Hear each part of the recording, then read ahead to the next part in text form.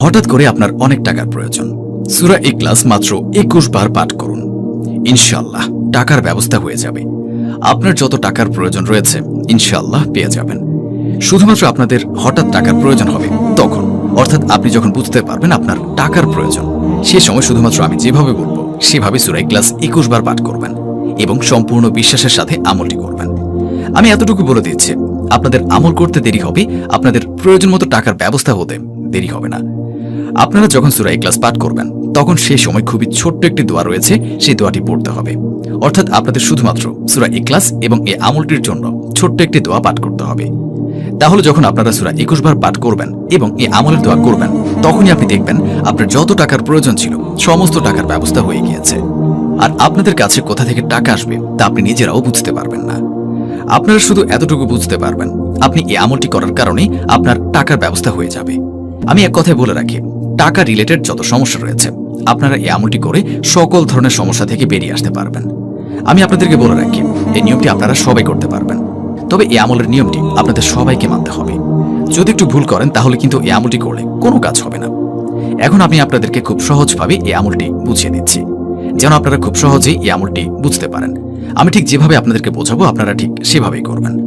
আর আপনারা যেন সূরা ইখলাসের এই আমলটি সহজভাবে করতে পারেন, আমি সেভাবেই আপনাদেরকে আমলটির ব্যাপারে বলবো। যদি আপনারা সূরা ইখলাস একটু ভুলভাবে পড়েন তাহলে কিন্তু আমলটি করে কোনো লাভ হবে না।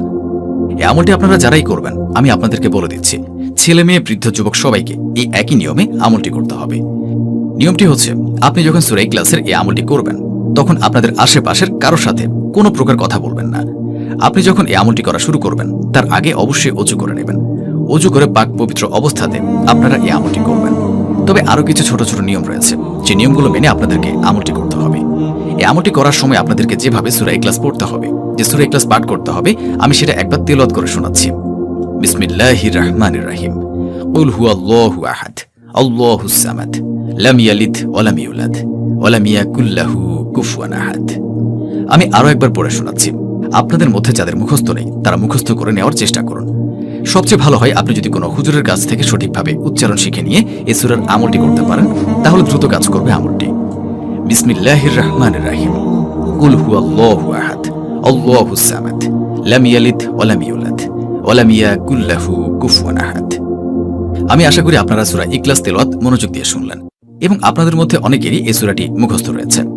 আপনারা যারা চান আমাদের প্রতিটি দর্শক ধনী হয়ে যাক, এই ভিডিওটি যারা যারা দেখছেন তারা সবাই ধনী হয়ে যাক, তাহলে অবশ্যই কমেন্ট করতে হবে ৩ বার আমিন লিখে। আমি আবারও বলছি, অবশ্যই ৩ বার আমিন লিখে কমেন্ট করুন।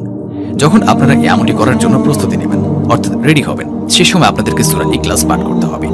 আর সেই সময় গুরুত্বপূর্ণ খুবই ছোট ছোট সহজ কিছু নিয়ম রয়েছে, সেই নিয়মগুলো আপনাদেরকে মানতে হবে।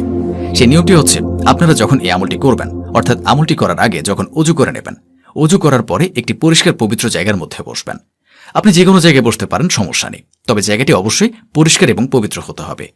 আর আমি আপনাদেরকে বলে রাখছি, আপনারা এই আমলটি চাইলে যে কোনো সময় করতে পারেন, যখনই আপনার সুযোগ হবে তখনই করতে পারেন। আপনি একা থাকবেন, যখনই আপনার আশেপাশে কেউ থাকবে না তখনই আপনি আমলটি করতে পারেন, কোনো সমস্যা নেই। অর্থাৎ এই আমলটি করার উপযুক্ত সময় হচ্ছে যখন আপনার পাশে কেউ থাকবে না তখন আপনি এই আমলটি করবেন।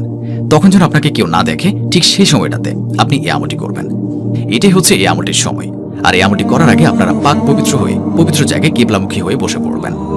এরপরে মাত্র একবার আউযু বিল্লাহি মিনাশ শাইতানির রাজিম পড়বেন এবং একবার আউযু বিল্লাহি মিনাশ শাইতানির রাজিম পড়ার পরে আপনারা মাত্র ৫৫৫ বার সুবহানাল্লাহু পাঠ করবেন।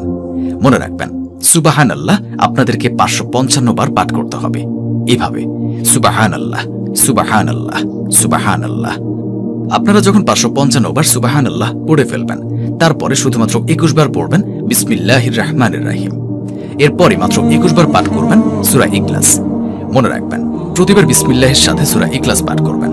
আর সেই সাথে সাথে আমলটি করা শেষ হয়ে গেলে কয়েকবার দুরূদ শরীফ পাঠ করবেন এবং সর্বশেষ মহান আল্লাহ রাব্বুল আলামিনের দরবারে ২ হাত তুলে আপনার মনের যত চাওয়া রয়েছে সমস্ত চাওয়া তুলে ধরবেন, ইনশাআল্লাহ। এরপরে মহান আল্লাহ রাব্বুল আলামিন আপনাকে এমন এমন উৎস থেকে ধন সম্পদ দান করবেন যেটা আপনি কখনো কল্পনাও করতে পারেননি।